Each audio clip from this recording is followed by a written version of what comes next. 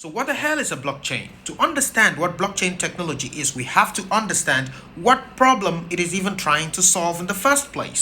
When you send money to someone or you buy anything online, you do that through a bank. Now the problem here is you pay the bank to do that transaction for you. Say you send money to a friend, the bank will take charges of this transaction. So the first problem there is fees. Sometimes when you send money, it may take a week or two. So another problem there is transaction time. Now when you do this transaction, you are trusting the bank entirely that nothing should go wrong. It could go wrong.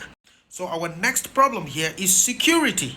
So we have had three problems that we are facing in our day-to-day lives with the banks: fees, time, and security. So here we understand that you give the money to the banks and the bank gives the money to your recipient. So you are doing your transaction through the bank. Now, what if you could do this transaction without the bank? What if you could give the money directly to your recipient? More like sending an email. Now that is blockchain technology. That is what it is trying to implement. You and your friend will connect to a network where you will send that friend this money and everyone on that network will agree that this transaction has happened. That is simply what a blockchain is. Now let's break that down a bit. Bitcoin, as we know it, is a network that is using blockchain technology. If you've been a subscriber of this channel for some time, then you will know that Bitcoin is a network. BTC is the payment method. So BTC is the currency and Bitcoin is the network. Keep that in mind. So since you cannot send cash, you exchange your fiat for cryptocurrency in order to do transactions in this network. So when you send Bitcoin to your friend will also exchange it for fiat to be able to use it. This is because we're still using fiat nowadays. But say in the future we are all using cryptocurrency, there will be no need to exchange from crypto to fiat.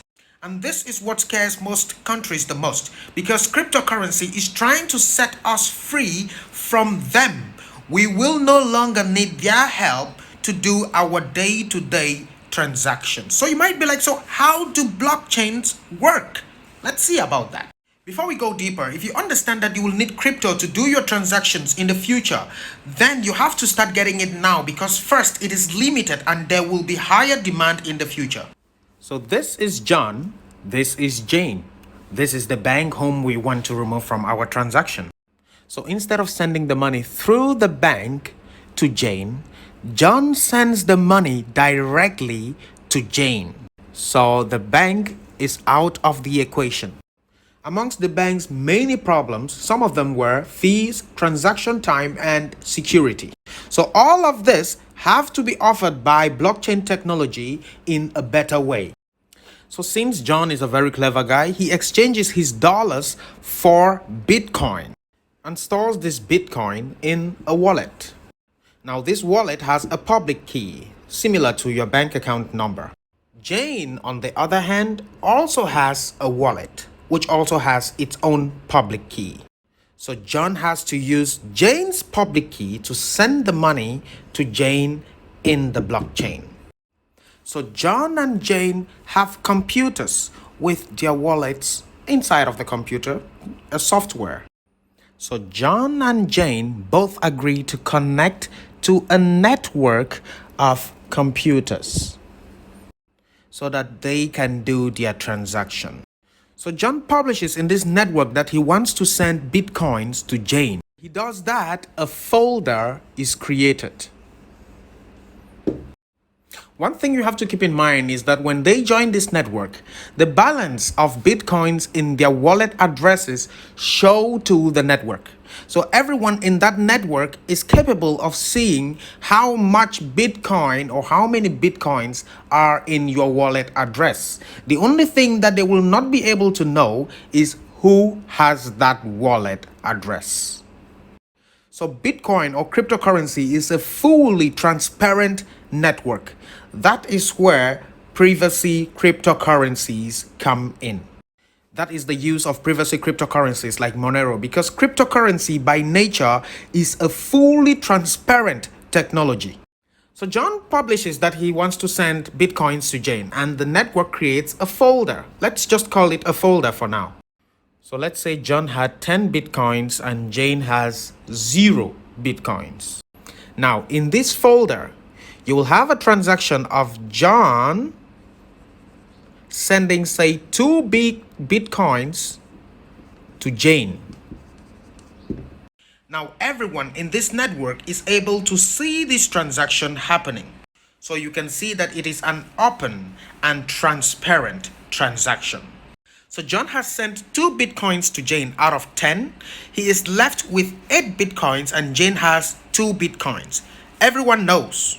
Let's continue. You will see where the issue of block comes. So for some reason, John has to send 4 more bitcoins to Jane for some, I don't know the relationship they have, but that's what is happening. He has to send 4 more bitcoins to Jane. What happens? The network registers in that folder that John is sending 4 more bitcoins to Jane. So the network knows that John has 8 bitcoins left and Jane has 2 bitcoins. If John sends 4 bitcoins to Jane, John will be left with 4 bitcoins and Jane will have 6 bitcoins. Here, John will have 4 bitcoins. This is all transparent to the network. So this folder here contains all the transactions that have happened between John and Jane. So let's say there is this other guy in the network called Luke, and Jane has to give him some bitcoins. So Jane gives him 2 bitcoins. That also will be registered on our folder, which is viewable by everyone in the network, including John. So Jane sends 2 bitcoins to Luke, 2 bitcoins to Luke here. So Jane has 4 bitcoins left, Luke has 2 bitcoins, and John has 4 bitcoins left. Everyone in this network knows about this activity. Now, here is where it gets interesting. Now, the folder we have been talking about, the mythical folder, is a block, a group of transactions in a blockchain. That's what a block is. A ledger or spreadsheet of transactions in a blockchain. To better understand it, we need to zoom into that block. In this block, we can see exactly how much is here. John started with 10 bitcoins. Everyone in the network knew that John started with 10 bitcoins for this block. We have seen that John sent 2 bitcoins to Jane. Later on, John sent 4 bitcoins again to Jane, and Jane sent 2 bitcoins to Luke. So every bitcoin in the network has been accounted for. Now this block or this group of transactions will be shared to everyone across the network. So everyone in that network will have a copy of the transaction history. Hence the word distributed ledger. Which means if you try to alter your own copy of your transactions to maybe make you have more bitcoins, everyone will immediately know. Remember, we are not only talking about 5 computers, we are talking about hundreds of thousands of computers. So we have understood that every computer in that network will have a copy of the transaction. Now, each computer in the network is called a node. Now, since we're using the Bitcoin network, let's keep it as our example. Each block of the Bitcoin network can contain a maximum of 1 megabyte of transaction data. That's about 4,000 transactions in each block. And blocks get added to the Bitcoin network every 10 minutes. And Bitcoin only has 7 transactions per second. Now this makes Bitcoin a very slow cryptocurrency for doing transactions. Now, when each block is filled, another block is created. But how? That might be your question. Now, amongst these computers, there are some of them that have more computational power. Like you may join the network just to send and receive bitcoins, but there may be some people who actually join the network to validate transactions. And those people are called miners. Anyway, let's continue. So let's say Anna wants to do her own transaction. She will have to publish the same way John did with the initial block. Now remember, the first block in this whole series is called the Genesis block. The Genesis block. So the first block in a blockchain is called the Genesis block. So Anna has also published her own transaction, which will be in a new block. Now this is assuming that the first block, the first Genesis block, has been filled already. Miners will then compete to solve a mathematical formula to make a new block. And it is in this new block that Anna's transactions and other transactions will be registered into until the block is also filled. I know the mathematical formula may be a bit confusing, but we'll come back to it sometime later. So I know that you understand what a block now is, but the word chain is a problem. Like what should a block have to do with chains? How are they chained up? And here is how. This is where the miracle happens. All of these blocks will have a hash. All of the blocks will have a hash. So what is this mythical hash, you might ask? Think of it as a group of numbers and letters that represent the transactions in that block. Kind of like a name for the block that summarizes every transaction in that block.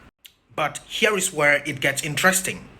Every other block's hash has numbers and letters from the previous block's hash. And thus the concept of blockchain, a series of transactions that are in groups, and those groups are interlinked with each other.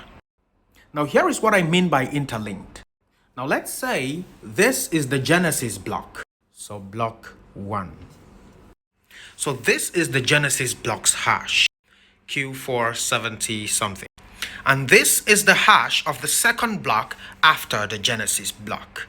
You notice that the first 3 characters in the second block are the first 3 characters in the Genesis block. So the hash of every other block after the Genesis block should consist of its own hash with some of the hash of the block before it, which means the transactions will be linked.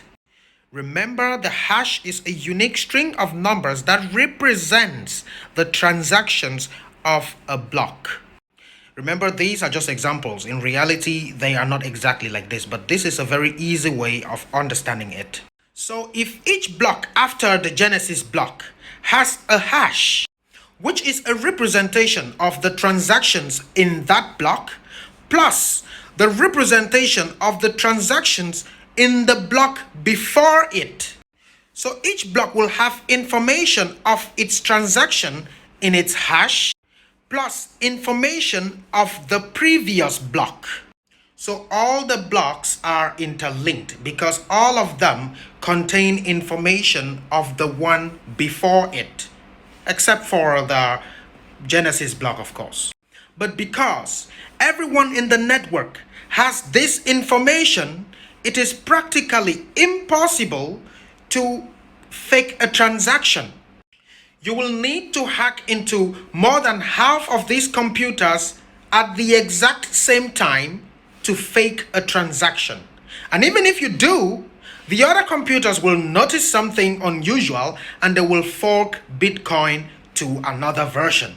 So it is literally impossible to hack the Bitcoin network. So with blockchain technology in cryptocurrency, we will solve the problem of transaction time, fees, and security.